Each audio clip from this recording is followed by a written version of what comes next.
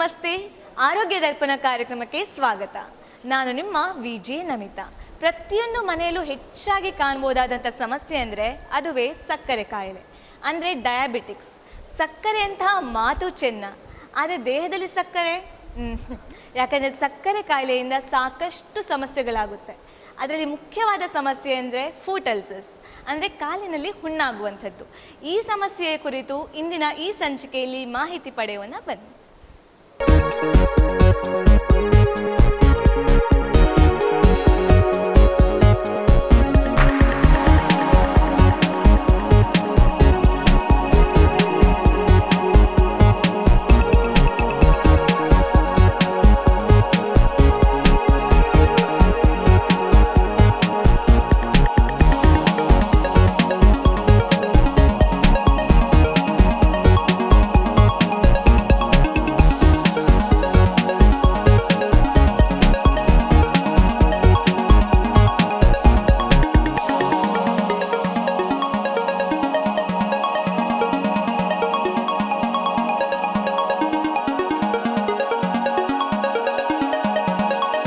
ವೀಕ್ಷಕರೇ, ಇಂದಿನ ಈ ಸಂಚಿಕೆಯಲ್ಲಿ ನಮ್ಮ ಜೊತೆಗಿದ್ದಾರೆ doctor Kumble Anantha Prabhu, senior professor of surgery, department of general surgery. ಅವರನ್ನು ಕಾರ್ಯಕ್ರಮಕ್ಕೆ ಸ್ವಾಗತಿಸೋಣ ಬನ್ನಿ. ಡಾಕ್ಟರ್ ನಮಸ್ತೆ. ನಮಸ್ಕಾರ. ಆರೋಗ್ಯ ದರ್ಪಣ ಕಾರ್ಯಕ್ರಮಕ್ಕೆ ಸ್ವಾಗತ ಡಾಕ್ಟರ್. ಡಾಕ್ಟರ್, ಈಗಾಗಲೇ ಹೇಳಿದ ಹಾಗೆ ಸೀನಿಯರ್ ಪ್ರೊಫೆಸರ್, ಸೊ ತುಂಬಾ ಎಕ್ಸ್ಪೀರಿಯನ್ಸ್ ಇದೆ. ಸೊ ಎಷ್ಟು ವರ್ಷದಿಂದ ಸರ್ವಿಸ್ ಕೊಡ್ತಾ ಇದ್ದೀರಾ ಡಾಕ್ಟರ್? ನಾನಿಲ್ಲಿ ಕಾಲೇಜಲ್ಲಿ ಜಾಯ್ನ್ ಆಗಿ ಈಗ 19 ವರ್ಷ ಆಗ್ತಾ ಇದೆ. 19 ವರ್ಷ ಆಗ್ತಾ ಇದೆ. ಈ 19 ವರ್ಷದಲ್ಲಿ ನಾವು ತುಂಬಾ ಕೇಸ್ಗಳು ನೋಡಿದ್ದೇವೆ. ಇಲ್ಲಿ ನಮ್ಮ OPDಯಲ್ಲಿ ತುಂಬಾ ಪೇಷಂಟ್ಗಳು ಬರ್ತಾ ಇರ್ತೇವೆ. ಅದೊಂದು ಬೇರೆ ಎಕ್ಸ್ಪೀರಿಯನ್ಸ್ ಅಂತ ಹೇಳ್ಬೋದು ನಿಮಗೆ. ನಾನು ಇಷ್ಟು ವರ್ಷದಿಂದ ಅದರಲ್ಲಿ ನಮಗೆ ತುಂಬ ಕೇಸ್ಗಳನ್ನು ಕಾರ್ಡಿಯೋಥೊರಾಸಿಕ್ ಬರ್ತಾರೆ, ಜನರಲ್ ಸರ್ಜಿಕಲ್ ಬರ್ತಾರೆ, ಪೀಡಿಯಾಟ್ರಿಕ್ ಬರ್ತಾರೆ. ಎಲ್ಲದಕ್ಕೂ ಅವ್ರದ್ದು ಒಂದೊಂದು ಸ್ಪೆಷಾಲಿಟಿ ಬ್ರಾಂಚಸ್ ಉಂಟು. ಈಗ ಎಲ್ಲದಕ್ಕೆ ಆ ಸ್ಪೆಷಾಲಿಟಿ ಬ್ರಾಂಚಸ್ಗೆ ನಾವು ಕೇಸನ್ನು ಕಳಿಸ್ತೇವೆ. ಈಗ ಅದಕ್ಕೆ ನಮಗೆ ಬೇಕಾ ಸಪ್ರೇಟ್ ಆಗಿ ಬೇರೆ ಬೇರೆ ಬ್ರಾಂಚಸ್ ಬಂದಿದೆ. ಈಗ ಪೀಡಿಯಾಟ್ರಿಕ್ ಸರ್ಜರಿಗೆ ಬೇರೆ ಬ್ರಾಂಚ್ ಉಂಟು, ಮತ್ತು ಕಾರ್ಡಿಯೋಥೊರಾಸಿಕ್ ಸರ್ಜರಿಗೆ ಬೇರೆ ಬ್ರಾಂಚ್, ಹಾರ್ಟ್ ಬಗ್ಗೆ ಆಪರೇಷನ್ ಮಾಡೋದು ಬೇರೆ ಬ್ರಾಂಚ್ ಉಂಟು. ನ್ಯೂರೋ ಸರ್ಜರಿಗೆ ಅಂದರೆ ಆಪರೇಷನ್ ಒಂದು ಸ್ಕಲ್ ಬ್ರೈನ್ ಆಪರೇಷನ್ ಮಾಡೋ ಡಾಕ್ಟರ್ ಬೇರೆಗಳಿದ್ದಾರೆ. ಹಾಗೆ ಬೇರೆ ಬೇರೆ ಸ್ಪೆಷಾಲಿಟಿ ಆಂಕೋ ಸರ್ಜರಿ ಇದೆ, ಬ್ಯಾರಿಯಾಟ್ರಿಕ್ ಸರ್ಜರಿ ಇದೆ, laparoscopic surgery, gastro enterology surgery ಇದೆ. ಇದೆಲ್ಲ ಸರ್ಜರಿಗೆ ಬೇರೆ ಬೇರೆ ಬೇರೆ ಬ್ರಾಂಚ್ ಆಗಿ ಹೋಗ್ತಾ ಇದ್ದೇವೆ. ಎಲ್ಲವೂ ನಮ್ಮ ಈ ಹಾಸ್ಪಿಟಲಲ್ಲಿ ಎಲ್ಲವೂ ಅಳವಡಿಸಿಕೊಂಡಿದೆ. ನಮ್ಮೊಟ್ಟಿಗೆ ಎಲ್ಲ ಥರದ ಟ್ರೀಟ್ಮೆಂಟ್, ಎಲ್ಲ ಪೇಷಂಟ್ಗಳಿಗೆ, ಎಲ್ಲ ಪ್ರಾಬ್ಲಮಿಗೆ ಟ್ರೀಟ್ಮೆಂಟ್ ನಮ್ಮ ಹಾಸ್ಪಿಟಲಲ್ಲಿ ಒಂದೇ ಸರಿ ಸಿಗುತ್ತೆ. ಓಕೆ. ಸೊ ಡಾಕ್ಟರ್, ಈಗಾಗಲೇ ಹೇಳಿದ್ರಿ ಆ ಸರ್ಜರಿ ಈ ಸರ್ಜರಿ, ಟೋಟಲ್ ಎಷ್ಟು ಟೈಪ್ ಆಫ್ ಸರ್ಜರಿ ಇದೆ ಡಾಕ್ಟರ್? ಅಲ್ಲ, ಸರ್ಜರಿ ಬಗ್ಗೆ ನಾವು ಹೇಳಬೇಕಾದ್ರೆ ಮುಂಚಿಂದಲೂ ಬೇಕಾದರೆ ಮುಂಚೆ ಆ್ಯಕ್ಚುಲಿ ಒಂದೇ ಡಿಪಾರ್ಟ್ಮೆಂಟ್ ನೋಡ್ತಿದ್ರು. ಆದರೆ ಈಗ ನಾವು ಹೇಳಿದಾಗೆ ಎಲ್ಲ ಬೇರೆ ಬೇರೆ ಡಿಪಾರ್ಟ್ಮೆಂಟ್ಗಳಾಗಿ ಈಗ ತುಂಬ 8-10 ಡಿಪಾರ್ಟ್ಮೆಂಟ್ ಆಗಿದೆ ಈಗ. ಅದರಲ್ಲಿ ನಾನು ಹೇಳಿದಾಗೆ neuro surgery, cardiothoracic surgery, peripheral vascular surgery, pediatric surgery, onco surgery, bariatric surgery, laparoscopic surgery, gastroenteral surgery, ಹಾಗೆ ಇದೆ 8-10 ಜನ ಅಂತ ಡಿಪಾರ್ಟ್ಮೆಂಟ್ ಆಗಿದೆ ಈಗ. ಸೊ ಎಲ್ಲರೂ ಆಪರೇಷನ್ ಮಾಡೋ ಡಾಕ್ಟರ್ಗಳೇ, ಆದರೆ ಬೇರೆ ಬೇರೆ ಡೆಸಿಗ್ನೇಷನ್ ಉಂಟು ಒಬ್ಬೊಬ್ಬರಿಗೆ. I am considered as a general surgeon. But others are called as, he is called peripheral vascular surgeon or cardiothoracic surgeon ಅಂತ ಹೇಳ್ತಾರೆ ಅವರು. ಸೊ ಜನರಲ್ ಸರ್ಜರಿಯಲ್ಲಿ ಸಬ್ಡಿವೈಡ್ ಮಾಡಿ ಆಗಿದೆ. ಈಗ ಎಷ್ಟು ವರ್ಷದಿಂದ ಬೇರೆ ಬೇರೆ ಬೇರೆ ಡಿವಿಷನ್ ಆಗ್ತಾ ಇದೆ. ಓಕೆ. ಸೊ ಈಗ ಜನರಲ್ ಸರ್ಜರಿಯಲ್ಲಿ ನೀವು ಎಲ್ಲವನ್ನು ಹ್ಯಾಂಡಲ್ ಮಾಡ್ಲಿಕ್ಕೆ ಆಗುತ್ತಾ? ನಾವೆಲ್ಲ ಕೇಸ್ ನಾವು ಮಾಡ್ಲಿಕ್ಕೆ ಆಗುತ್ತೆ. ನಮಗೆ ಬೇಕಾದ ಕೇಸ್ ಜನರಲ್ ಸರ್ಜರಿ, ಹೊಟ್ಟೆಗೆ ಸಂಬಂಧಪಟ್ಟ ಕೇಸ್ಗಳು ನಾವು ಯೂಸಿಂಗ್ ಮಾಡ್ತೀವಿ. ಥೈರಾಯ್ಡ್ ಮಾಡ್ತೇವೆ, ಥೈರಾಯ್ಡ್ ಗ್ರಂಥಿ ಆಪರೇಷನ್ ಮಾಡ್ತೇವೆ. ಹಾಗೆ ಬೇರೆ ಆಪರೇಷನ್, ಅಬ್ಡಾಮಿನಲ್ ಆಪರೇಷನ್ಗಳು ಮಾಡ್ತಾ ಇರ್ತೇವೆ. ಹರ್ನಿಯಾ, ಹೈಡ್ರೋಸಿಲ್, ಪೈಲ್ಸ್ ಅದೆಲ್ಲ ನಾವು ಮಾಡ್ತೇವೆ. ಬೇರೆ ಹಾರ್ಟ್ಗೆ ಸಂಬಂಧಪಟ್ಟ ಹೇಳಿದಾಗೆ ಬೇರೆ ಡಿಪಾರ್ಟ್ಮೆಂಟ್ ಹೋಗ್ತೇವೆ. ಹಾಗೆ ಸ್ಪೆಷಲಿಸ್ಟ್ ಡಿಪಾರ್ಟ್ಮೆಂಟ್ ಅಂಥದ್ದಲ್ಲಿ ಅವರವರೇ ಮಾಡಬೇಕು ಆ ಕೇಸ್. ಡಾಕ್ಟರ್, ಈಗಾಗಲೇ ನೋಡಿದ ಹಾಗೆ ಇಲ್ಲಿ OPD ತುಂಬಾನೇ ಪೇಷಂಟ್ಸ್ ಬರ್ತಾರೆ. ಸೊ ಹೆಚ್ಚಾಗಿ ಯಾವ ಸರ್ಜರಿಗಾಗಿ ಬರ್ತಾರೆ ಡಾಕ್ಟರ್? ನಮಗೆ ನಮ್ಮ ಸರ್ಜರಿ OPDಗೆ ಬರೋ ಪೇಷಂಟ್ ಯೂಶಲಿ ಹೊಟ್ಟೆ ನೋವಿಗೋಸ್ಕರ ಬರ್ತಾರೆ. ಏನಾದರೂ ಹರ್ನಿಯಾ ಇದೆ, ಹೈಡ್ರೋಸಿಲ್ ಇದೆ, ಪೈಲ್ಸ್ ಬ್ಲೀಡಿಂಗ್ ಉಂಟು ಅಂಥದ್ದೆಲ್ಲ ಬರ್ತಾರೆ. ಹೊಟ್ಟೆಗೆ ಸಂಬಂಧಪಟ್ಟ ಕೇಸ್, ಪ್ಲಸ್ ಥೈರಾಯ್ಡ್ಗೆ ಬರ್ತಾರೆ, ಬ್ರೆಸ್ಟ್ಗಳು ಬರ್ತಾರೆ. ಇದೇ ಪ್ರಾಬ್ಲಮ್ಗೆ ಬರ್ತಾರೆ. ಅದರಲ್ಲಿ ನಮಗೆ ನಾವು ನೋಡಿದ ಹೆಚ್ಚಿನ ಅಂಶ ಹೊಟ್ಟೆ ನೋವಿಗೆ ಪೇಷಂಟ್ಗಳು ತುಂಬ ಬರ್ತವೆ. ಅದರೊಟ್ಟಿಗೆ ಒಂದು ಬೇರೆ ಟೈಪ್ ಪೇಷಂಟ್ ಅಂದರೆ ಅವರಿಗೆ ಯೂಶಲಿ ಕಾಲಿಗೆ ಗಾಯ ಆಗೋ ಪೇಷಂಟ್ ಬರ್ತಾರೆ. ತುಂಬ ಕಾಲಿಗೆ ಗಾಯ ಆಗೋ ಪೇಷಂಟ್ ಬರ್ತಾರೆ. ಅಂಥವರಿಗೆ 60% ಪೇಷಂಟ್ಗಳಿಗೆ ನೋಡಿದರೆ ಎಲ್ಲರಿಗೆ ಡಯಾಬಿಟಿಸ್ ಇರ್ತದೆ. ಡಯಾಬಿಟಿಸ್ ಅಂದರೆ ಸಕ್ಕರೆ ಕಾಯಿಲೆ ಹೇಳ್ತೇವೆ ನಾವು ಸಾಮಾನ್ಯವಾಗಿ. ಎಲ್ಲ ಮಾತಾಡೋಕೆ ನಮಗೆ ಸಕ್ಕರೆ ಉಂಟು ಮಾರೆ ಅಂತ ಹೇಳ್ತಾರೆ, ಸಕ್ಕರೆ ಕಾಯಿಲೆ ಅಂತ ಹೇಳ್ತಾರೆ. ಆ ಸಕ್ಕರೆ ಕಾಯಿಲೆಗೋಸ್ಕರ ಇದು ಪೇಷಂಟ್ಗಳು ತುಂಬ ಬರ್ತವೆ ಈ ಹಾಸ್ಪಿಟ್ಲಿಗೆ. ಅದೇ ಕಾಲಿಗೆ ಹುಣ್ಣಾಗಿ ಬರ್ತಾರೆ. Okay. So so this is the most common problem ಅಂತ ಹೇಳ್ಬೋದು. Actually the third biggest disease on the earth ಅಂತ ಹೇಳ್ಬೋದು ಡಯಾಬಿಟಿಸಿಗೆ. So almost third person is diabetic in this country. Doctor, ಈ ಡಯಾಬಿಟಿಸ್ ಬರೋದು ಹೇಗೆ ಡಾಕ್ಟರ್? ಜೆನೆಟಿಕ್ ಕಾಸ್ ಇರುತ್ತಾ ಅಥವಾ ಎನ್ವಿರಾನ್ಮೆಂಟಲ್ ಕಾಸ್ ಜಾಸ್ತಿ ಇರುತ್ತಾ? ಅಲ್ಲ, ಜೆನೆಟಿಕ್ ಕಾಸ್ ಕೂಡ ಇದೆ, ಒಂದು ನಂಬರ್ 1. ಅಂಥವರಿಗೆಲ್ಲ ಕೆಲವರಿಗೆ ಚಿಕ್ಕ ಪ್ರಾಯದಲ್ಲೇ ಬಂದುಬಿಡ್ತದೆ ಡಯಾಬಿಟಿಸ್ ಟೈಪ್ 1 ಅಂತ ಹೇಳ್ತಾರೆ. ಟೈಪ್ 2 ಅಂತ ಹೇಳಿದರೆ ಏಜ್ ಓಲ್ಡ್ ಡಯಾಬಿಟಿಸ್, ಏಜ್ ಆದಂಥ ಬರೋದು 50-60 ಅಂತ ಬರುವಂಥ ಡಯಾಬಿಟಿಸ್. ಅಂಥ ಡಯಾಬಿಟಿಸ್ ಬೇರೆ, ಈ ಚಿಕ್ಕ ಪುಟ್ಟ ಏಜಲ್ಲಿ ಬರೋ ಡಯಾಬಿಟಿಸು ಬೇರೆ. ಈ ಏಜ್ ಅಂತ ಬಂದ ಡಯಾಬಿಟಿಸ್ಗಳಿಗೆ ಅವರಿಗೆ ಸ್ವಲ್ಪ ಹಾರ್ಟ್ ಪ್ರಾಬ್ಲಮ್ ಇರ್ತದೆ, ಕಣ್ಣಿಂದ ಪ್ರಾಬ್ಲಮ್ ಇರ್ತದೆ, ಎಲ್ಲವೂ ಬರ್ತದೆ. ಅದರಲ್ಲಿ ಬರೋದಿಲ್ಲ ಅಂತ ಹೇಳೋದಿಲ್ಲ, ಅದರಲ್ಲೂ ಬರ್ತದೆ. ಇದರಲ್ಲಿ ಸ್ವಲ್ಪ ಪ್ರಾಯ ಆದ ತಕ್ಷಣ ನಮಗೆ ಮೈ ಕೈ ಸ್ವಲ್ಪ ವೀಕ್ ಆಗಿರ್ತೇವೆ ನಾವು, ಇದೆಲ್ಲ ಬೇಗ ಒಳಗೆ ಬಂದು ಬಿಡ್ತೇವೆ. ಓಕೆ. ಸೊ ಡಾಕ್ಟರ್, ಈಗ ಡಯಾಬಿಟಿಸ್ ಅಲ್ಲಿ ಮೇನ್ಲಿ ಬಾಡಿಯಲ್ಲಿ ಏನು ಚೇಂಜಸ್ ಆಗುತ್ತೆ? ಬಾಡಿಯಲ್ಲಿ ಚೇಂಜಸ್ ಆಗೋದಿಲ್ಲ, ಬ್ಲಡ್ ಶುಗರ್ ಚೇಂಜಸ್ ಆಗ್ತಾ ಇದೆ. ಮೈಯಲ್ಲಿ ನಮ್ಮ ಶುಗರನ್ನು ನಾವು ಎಷ್ಟು ತಿಂತೇವೆ ನೋಡಿ, ಆ ಶುಗರನ್ನು ನಾವು ಕಂಟ್ರೋಲ್ ಮಾಡಲಿಕ್ಕೆ ಇನ್ಸುಲಿನ್ ಅಂತ ಒಂದು ಹಾರ್ಮೋನ್ ಇದೆ ಮೈಯಲ್ಲಿ. ಆ ಹಾರ್ಮೋನ್ ಪ್ಯಾಂಕ್ರಿಯಾಸ್ ಒಂದು ಗ್ಲ್ಯಾಂಡ್ ಉಂಟು ಒಳಗೆ, ಹೊಟ್ಟೆ ಹಿಂದೆಗಡೆ ಹಾರ್ಮೋನ್ ಪ್ರೊಡ್ಯೂಸಿಂಗ್ ಗ್ಲ್ಯಾಂಡ್ ಉಂಟು, ಪ್ಯಾಂಕ್ರಿಯಾಸ್ ಹೇಳ್ತಾರೆ. ಆ ಪ್ಯಾಂಕ್ರಿಯಾಸ್ ಡಲ್ ಬಂದಾಗ ಇನ್ಸುಲಿನ್ ಕಡಿಮೆ ಆಗ್ತದೆ, ಆವಾಗ ಶುಗರ್ ಜಾಸ್ತಿ ಆಗಲಿಕ್ಕೆ ಶುರು ಆಗ್ತದೆ. ಇದು could be genetic, it could be hereditary, it could be any other disease also. Okay. So mainly sugar consumption ಜಾಸ್ತಿ ಆದರೆ, ಸಕ್ಕರೆ ಇರುವಂತಹ ಪದಾರ್ಥಗಳನ್ನು ಜಾಸ್ತಿ ತಿಂದರೆ ಡಯಾಬಿಟಿಸ್ ಬರೋ ಚಾನ್ಸಸ್ ಇಲ್ಲ. ಎಲ್ಲರಿಗೂ ಬರೋದಿಲ್ಲ. ನಾವು ಹೇಳ್ತೇವೆ, ಕೆಲವರು ಹೇಳ್ತಾರೆ ನಾವು ಇಷ್ಟು ಸ್ಮೋಕ್ ಮಾಡ್ತೇವೆ ಮಾರೆ, ಕೆಲವರಿಗೆ ಕ್ಯಾನ್ಸರ್ ಬರ್ತದೆ ಹೇಳ್ತಾರೆ. ಸ್ಮೋಕ್ ಮಾಡದಿದ್ದರೂ ಕ್ಯಾನ್ಸರ್ ಬರ್ತದೆ, ಅದಕ್ಕೆ ನೀವು ಹೇಗೆ ಹೇಳ್ತೀರಾ? ಡಿಪೆಂಡ್ಸ್. ಅದು ಅವರವರ ಮೈಯಲ್ಲಿ ಜೆನೆಟಿಕ್ ಹೇಗೆ ಉಂಟು ಆ ಪ್ರಕಾರ ಅವರಿಗೆ ಆ ಡಯಾಬಿಟಿಸ್ ಬರೋ ಚಾನ್ಸಸ್ ಉಂಟು. ಫಾದರಿಗೆ ಉಂಟು, ಮಗುವಿಗೆ ಬರ್ತದೆ, ಮಗನಿಗೆ ಮಗಳಿಗೆ ಬರ್ತದೆ, ಅದು ಒಂದು ಬಂದೇ ಬರ್ತದೆ, ವಂಶ ಪಾರಂಪರ್ಯವಾಗಿ ಬರ್ತದೆ. ಅದು ಬಾರದಿರ್ಲಿಕ್ಕೂ ಚಾನ್ಸಸ್ ಇದೆ, ಚಾನ್ಸಸ್ ಉಂಟು. ಓಕೆ ಡಾಕ್ಟರ್, ಇತ್ತೀಚೆಗೆ ಹೆಚ್ಚಾಗಿ ಕೇಳಿರೋದೇನಂದ್ರೆ ಸ್ಮೋಕಿಂಗ್ ಇಂದ ಫುಡ್ ಅಲ್ಸರ್ಸ್ ಬರುತ್ತೆ ಅಂತ. ಇದು ಎಷ್ಟರ ಫುಡ್ ಅಲ್ಸರ್ಸ್ ಇದು ಎಷ್ಟರ ಮಟ್ಟಿಗೆ ನಿಜ ಡಾಕ್ಟರ್? ನೋಡಿ, ಸ್ಮೋಕಿಂಗ್ ಅಂದರೆ ಎಲ್ಲರೂ ಸ್ಮೋಕ್ ಮಾಡೋದಿಲ್ಲ. ಅದು ಸ್ಮೋಕಿಂಗ್ ಮಾಡುವ ಒಂದು ಹವ್ಯಾಸ ಕೆಲವರಿಗೆ.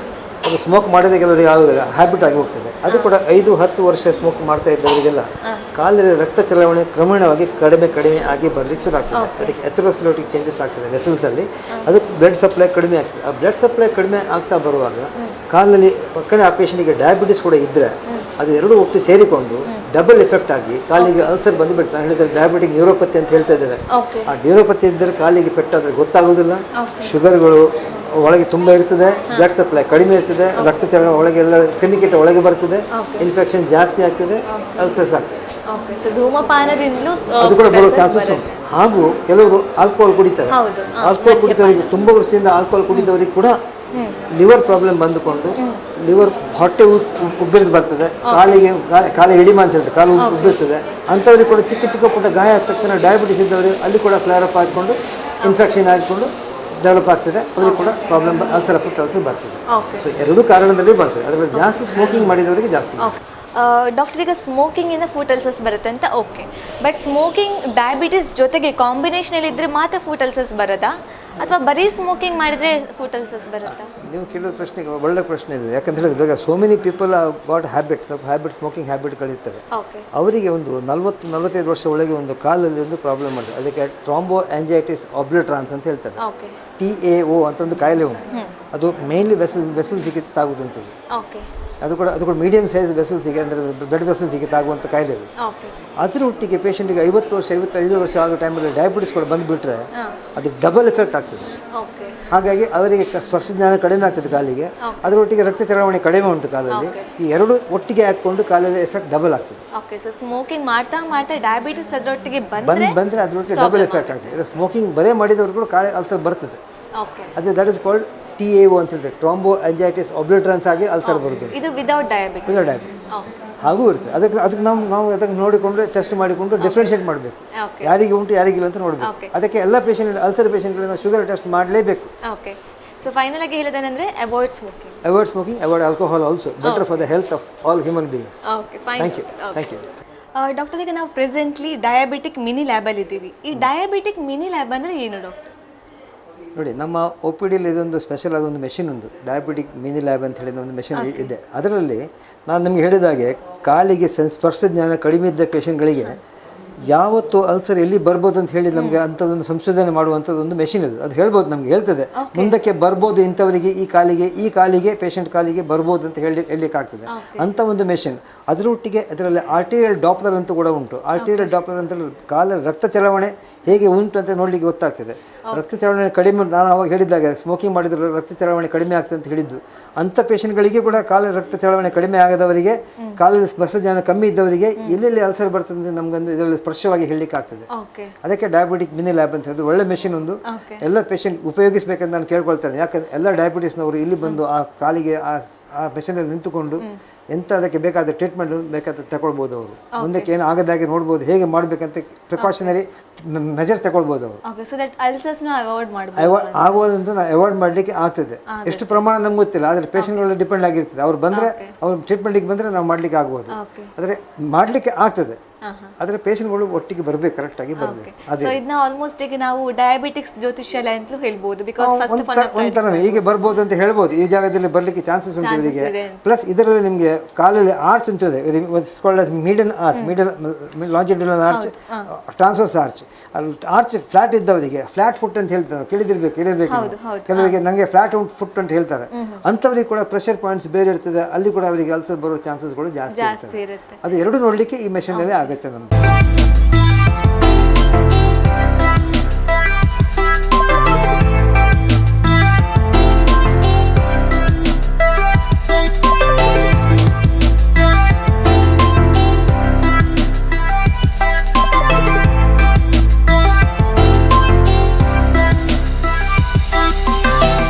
ಡಾಕ್ಟರ್, ಈಗ ಕಾಲಿನ ಹುಣ್ಣಿನ ಬಗ್ಗೆ ಮಾತಾಡಿದ್ವಿ. ಬೈ ಚಾನ್ಸ್ ಈಗ ಪ್ರಿವೆನ್ಷನ್ ತಗೊಳ್ಳದೆ ಕಾಲಿಗೆ ಹುಣ್ಣು ಆಗಿದೆ ಅಂತ ಜಸ್ಟ್ ಭಾವಿಸ್ಕೊಳ್ಳಿ, ಆಗ ಇದನ್ನು ಕೇರ್ ಟೇಕ್ ಮಾಡೋದು ಹೇಗೆ ಡಾಕ್ಟರ್? ಒಂದು ಪಕ್ಷಕ್ಕೆ ಫಸ್ಟ್ ಕಾಲಿಗೆ ಹುಣ್ಣು ಆಗಲಿಲ್ಲ, ಏನು ತೊಂದರೆ ಇಲ್ಲ, ಆರಾಮಾಗಿರ್ತಾರೆ ಅವರು. ಆದರೆ 60% ಡಯಾಬಿಟಿಕ್ ಪೇಷಂಟ್ಗಳಿಗೆ ಕಾಲಲ್ಲಿ ಸ್ಪರ್ಶ ಜ್ಞಾನ ಕಡಿಮೆ ಆಗ್ತದೆ. ಆ ಸ್ಪರ್ಶ ಜ್ಞಾನ ಕಡಿಮೆ ಆದವರಿಗೆ ಅಲ್ಲಲ್ಲಿ ಹುಣ್ಣು ಬರುವ ಚಾನ್ಸಸ್ ಬಿಡ್ತದೆ. ಯಾಕಂತ ಹೇಳಿದ್ರೆ ಅವರಿಗೆ ಸೆನ್ಸೇಷನ್ ಸಿಗೋಲ್ಲ. ಕಾಲು ನಡೀತಾ ಇರುವಾಗ ಬ್ಯಾರ್ ಫುಟ್ ಇದ್ದವರಿಗೆ ಕಾಲಿಗೆ ಏಟಾದರೆ ಗೊತ್ತಾಗಲ್ಲ, ಅವು ತನ್ನಷ್ಟಕ್ಕೆ ಒಂದು ಗಾಯ ಆಗಿ ಬರ್ತಾರೆ ಅವರು. ಅಂಥವರಿಗೆ ನಾವು ಅಂಥವ್ರಿಗೆ ಗಾಯ ಆಗ್ತದೆ, ಆ ಗಾಯ ಆದವರು ಹಾಸ್ಪಿಟಲ್ ಬರ್ತಾರೆ, ಅದಕ್ಕೆ ಇನ್ಫೆಕ್ಷನ್ ಆಗಿ ಬರ್ತಾರೆ. ಇಮಿಡಿಯೇಟ್ ಬರೋದಿಲ್ಲ, ತುಂಬ ಟೈಮ್ ತಗೊಂಡು ಬರ್ತಾರೆ. ಆವಾಗ ಅಲ್ಲಿ ಇನ್ಫೆಕ್ಷನ್ ಡೆವಲಪ್ ಆಗ್ತದೆ. ಇನ್ಫೆಕ್ಷನ್ ಮಾಂಸಖಂಡಗಳಿಗೆ ಹೋಗ್ತದೆ, ಎಲುಬಿಗೆ ಹೋಗ್ತದೆ, ಬೇರೆಲ್ಲ ಕಡೆಗೆ ಹೋಗಿಕೊಂಡು ಅಲ್ಲಿ ಬರುವಾಗ ಆಲ್ಮೋಸ್ಟ್ ಸೆಪ್ಟಿಕ್ ಅಲ್ಲಿ ಬರ್ತಾರೆ, ಸೆಪ್ಟಿಕ್ ಆಗಿ ಬರ್ತಾರೆ. ಅಂಥವ್ರಿಗೆ ಕೆಲವರಿಗೆ ನಾವು ಅಂತ ಎಕ್ಸ್ಟ್ರೀಮ್ ಹೋದವರಿಗೆ ಅದಕ್ಕೆ ನಾವು ಗೋ ಫಾರ್ ಗ್ಯಾಂಗ್ರೀನ್ ಅಂತ ಹೇಳ್ತಾರೆ. ಕಪ್ಪಾಗಿ ಕಾಲು ಕಪ್ಪಾಗಿ ಬರ್ತದೆ, ಕಪ್ಪಾಗಿ ಹೋಗ್ತದೆ, ಅಲ್ಸರ್ ಆಗಿ ಕಪ್ಪಾಗಿ ಹೋಗ್ತದೆ. ಅಂಥವ್ರಿಗೆ ಗ್ಯಾಂಗ್ರೀನ್ ಅಂತ ಹೇಳ್ತೇವೆ, ಅದು ವಿಷಮ ಸ್ಥಿತಿಗೆ ಹೋಗ್ತದೆ. ಅಂಥವ್ರಿಗೆ ಕೆಲವರಿಗೆ ನಾವು ಆಂಪುಟೇಷನ್ ಅಂತ ಮಾಡ್ತೇವೆ, ಕಾಲನ್ನು ಕಟ್ ಮಾಡೋದಾಗಲಿ, ಬೆರಳು ಕಟ್ ಮಾಡೋದಾಗಲಿ, ಅಂಥ ಪರಿಸ್ಥಿತಿ ಬರ್ತದೆ. ಅದು ಆಗದಾಗೆ ನೋಡುವುದು ನಮ್ಮ ಕೆಲಸ, ನಿಮ್ಮ ಕೆಲಸ, ಡಾಕ್ಟರ್ ಕೆಲಸ, ಪೇಷಂಟ್ಗಳ ಕೆಲಸ. ಡಾಕ್ಟರ್ ಮಾತ್ರ ಕೆಲಸ ಮಾಡಲು ಸಾಲದು, ಪೇಷಂಟ್ಗಳ ಕೆಲಸ ಮಾಡಬೇಕಾಗ್ತದೆ. ಯಾಕಂತ ಹೇಳಿದರೆ ನಮ್ಮ ಈ ಜಗತ್ತಲ್ಲಿ ನಾವು ಇಬ್ಬರು ಒಟ್ಟಿಗೆ ಕೆಲಸ ಮಾಡಬೇಕಾಗ್ತದೆ ಎಲ್ಲ ಕೂಡ. ಹಾಗಾಗಿ ಪೇಷಂಟ್ಗಳು ಕೂಡ ನಾವು ಹೇಳಿದ ಪ್ರಕಾರ ಅವ್ರು ನಡ್ಕೊಂಡು ಬಂದರೆ ಅವರಿಗೆ ಈ ಪ್ರಾಬ್ಲಮ್ ಬರೋದು ಕಡಿಮೆ ಆಗುತ್ತೆ. ಯಾಕಂದರೆ ನಾವು ಹೇಳ್ತಾರೆ ಕಾಲನ್ನು ಕ್ಲೀನಾಗಿ ಇಡಬೇಕು, ಹೊರಗೆ ಹೋದ ತಕ್ಷಣ ಕಾಲು ಕ್ಲೀನಾಗಿ ನಾವು ಮುಂಚೆ ಹೇಳ್ತಿರ್ಲಿಲ್ವಾ, ಹೊರಗೆ ಹೋದವ್ರು ಮನೆಗೆ ಬರುವಾಗ ಕಾಲು ಕ್ಲೀನ್ ಮನೆಗೆ ಬರಬೇಕು ಹೇಳೋದಿಲ್ವಾ? ಆ ಥರನೇ ನಾವು ನಮ್ಮ ಕಾಲನ್ನು ಸ್ವಚ್ಛ ಮಾಡಿ ಇಡಬೇಕಾಗ್ತದೆ. ಒಂದು ಡ್ರೈ ಆಗಿ ಇಡಬೇಕು, ತುಂಬ ಡ್ರೈ ಆಗಿ ಇಡಬೇಕು, ಕಾಲು ಡ್ರೈ ಆಗಿಡಬೇಕು. ನಂಬರ್ 3, ಅದಕ್ಕೋಸ್ಕರ ಬೇಕಾದ ಅದು ಪ್ರಾಪರ್ ಡ್ರೆಸ್ಸಿಂಗ್, ಡೈಲಿ ಡ್ರೆಸ್ಸಿಂಗ್ ಮಾಡೋದು ಭಾರ ಅಗತ್ಯ ವಿಷಯ.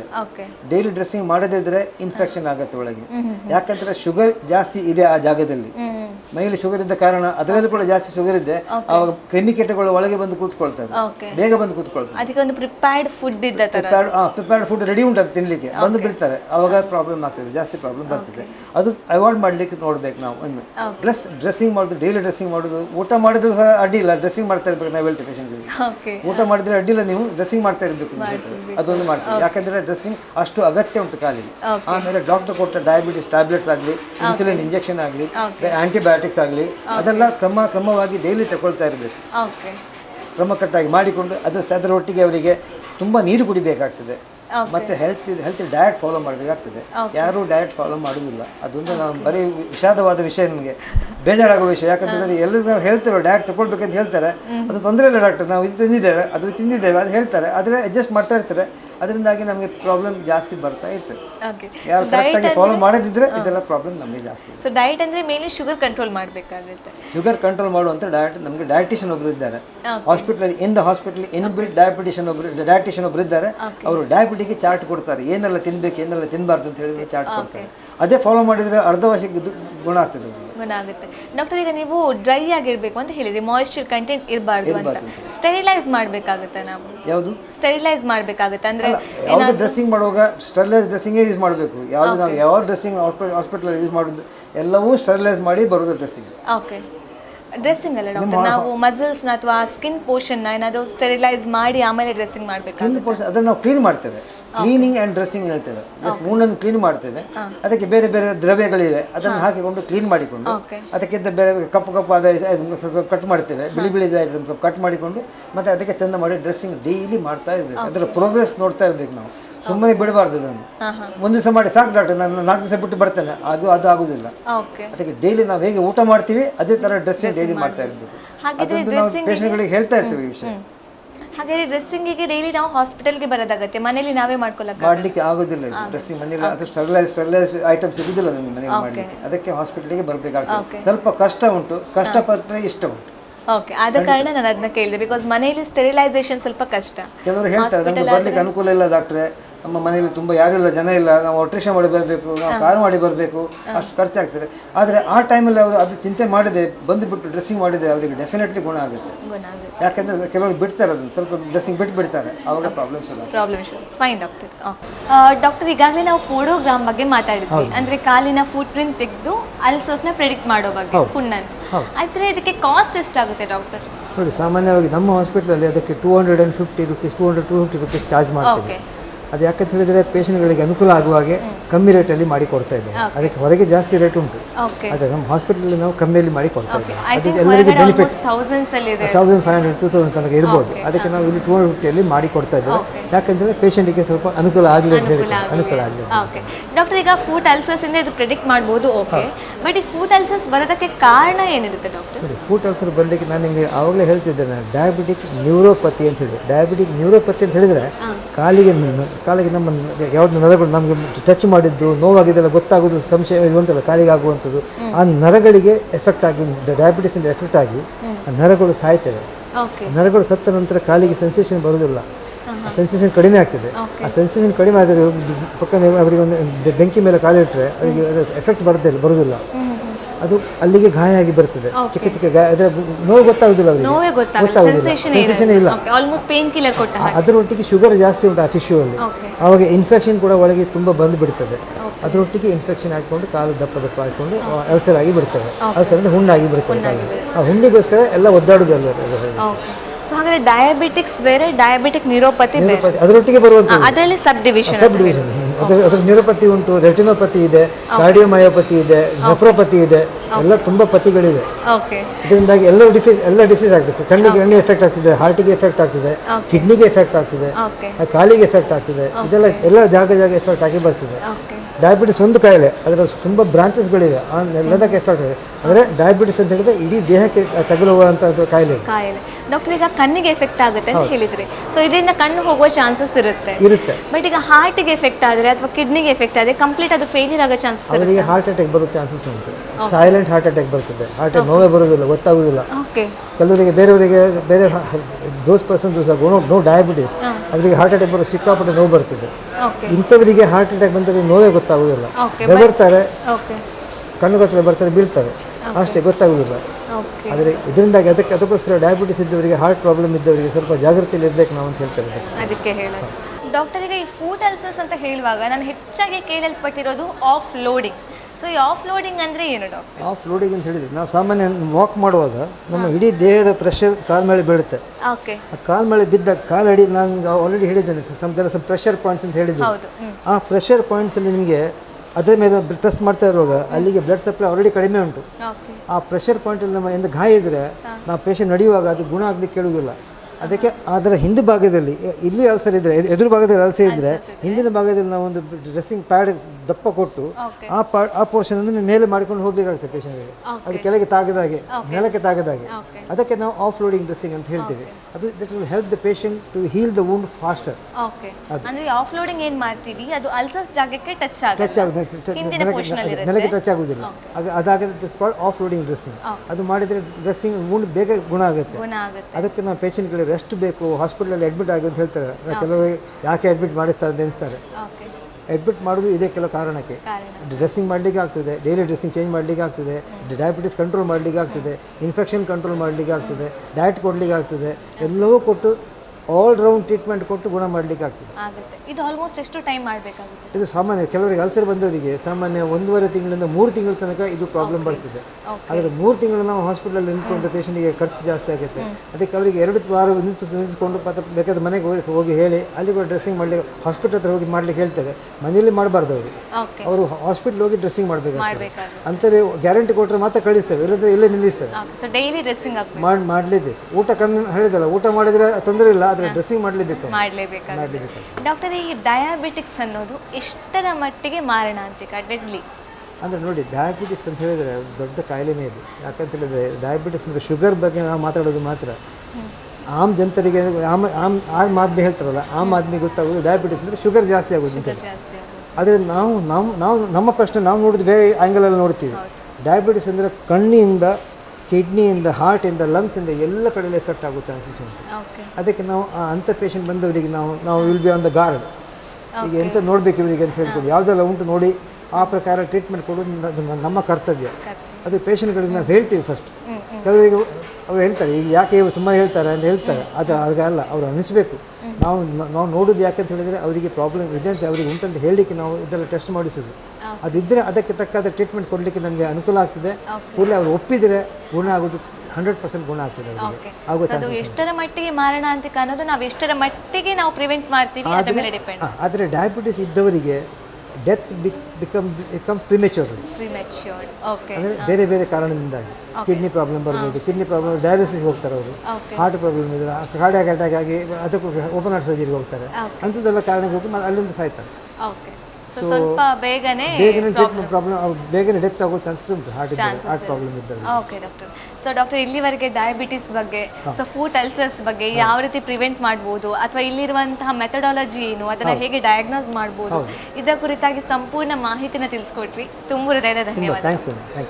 Thank you very much. ವೀಕ್ಷಕರೇ, ಇಂದಿನ ಈ ಸಂಚಿಕೆಯಲ್ಲಿ ಡಾಕ್ಟರ್ ಕುಂಬ್ಳೆ ಅನಂತಪ್ರಭು ಅವರು ಸಾಮಾನ್ಯವಾಗಿ ಜನರಲ್ಲಿ ಕಾಣಬಹುದಾದಂಥ ಸಮಸ್ಯೆ ಸಕ್ಕರೆ ಕಾಯಿಲೆ ಅಂದರೆ ಡಯಾಬಿಟಿಕ್ಸ್, ಇದರ ಕುರಿತಾಗಿ ಸಂಪೂರ್ಣ ಮಾಹಿತಿನ ನಮಗೆ ತಿಳಿಸ್ಕೊಟ್ಟಿದ್ದಾರೆ. ಮುಂದಿನ ಸಂಚಿಕೆಯಲ್ಲಿ ಇನ್ನೊಂದು ವಿಷಯದೊಡನೆ, ಇನ್ನಷ್ಟು ಮಾಹಿತಿಗಳೊಡನೆ ನಾವು ನಿಮ್ಮ ಮುಂದೆ ಬರ್ತೀವಿ. ಅಲ್ಲಿ ತನಕ ನೋಡ್ತಾ ಇರಿ ನಮ್ಮ ಟಿವಿ. ನಮಸ್ಕಾರ.